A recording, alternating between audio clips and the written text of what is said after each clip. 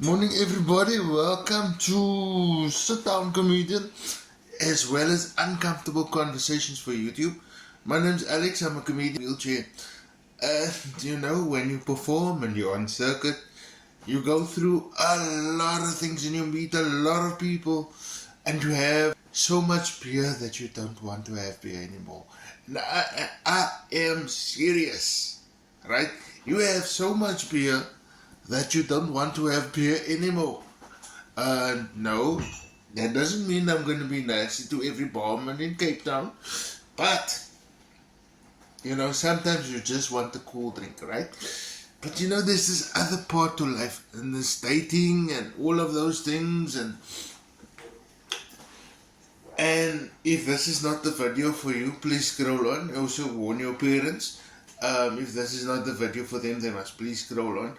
But if you're a guy and you're struggling on the dating scene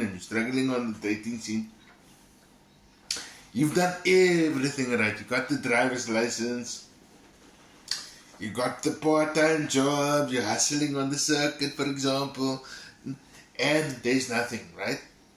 But remember, now we add disability to it, right?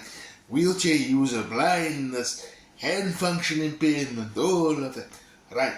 But everything's adapted, driver's license, computer, but you're just not getting your version of the Barbie girl that you want. That thing is, and this is where I say, if this isn't the video for you or your family member, please scroll on. You'll get some women, and I mean no disrespect to women, but it does happen, that will only be intimate with you, have sex with you for their own education. They will sit in the car and talk to their friends while the guy friend and tell them, just get with the dude for shits and giggles, have a bit of fun. And while it's not maybe good in the beginning for your emotions, right? At the end of the day, you have that experience too. You got with whomsoever. You took what you can take from that learning experience. What you do with it, that's your business now. But this is also why I'm saying is being part of a community, in my case a group of comedians that have been so good to me, is also important for your well-being, right? So when you go out and you perform and you're feeling a bit down, and because let's say the night before your show you bombed slightly in your set and the crowd did not like it, and the next night you're having a good show, but then in the middle of a set you run out of puff, you run out of power, your comedian's gonna lift you up and say, lift it. It's the same like training a trainee barber, and then the more experienced barber stands behind him and says, lift the machine, bring that fade in closer. It's the same thing for comedy. But now, if you apply the same techniques to your rejection or her edification, then you've done absolutely brilliantly. Alright? So this is what you're gonna do. When you go out and you're not driving it or whatever it is, it's easy to rank on your dad or your mom, drop me off at the pub, whatever, but you shouldn't do that. Then you're not even going to get the women that's interested in you for their own education. Get one of your guy buddies to do the driving and the lifting and all of that, right?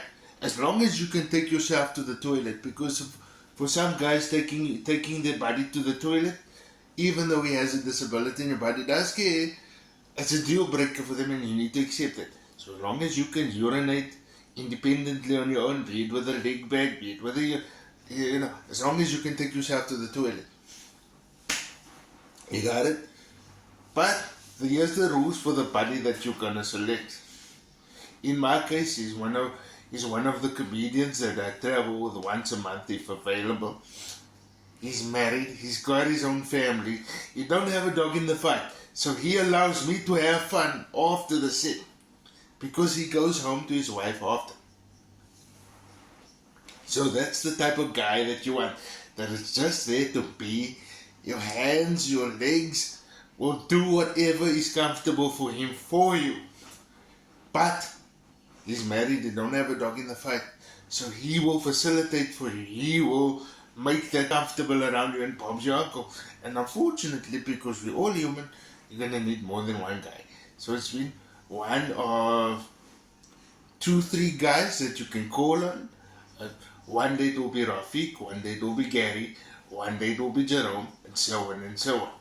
All of these guys are men with families, right? You need that, because call a spade a spade. We're not all men, aren't all gonna bust up and be on the scene, excuse me. But it does sometimes also happen like that. But make sure the guy that is assisting you is married or in a stable relationship and is getting pussy on a regular basis, right? Because once his stomach is full, he's gonna help you get fit. Make sense to you guys? Make sense to you boys? And believe me, you get a couple of wing girls also.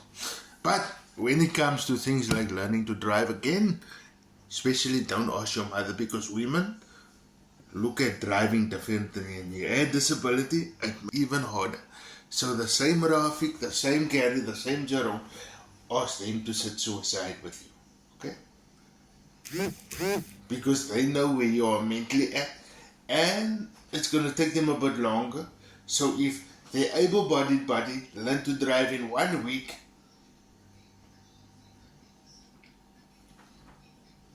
learn to drive in 1 week, they're going to expect you to do it in 2.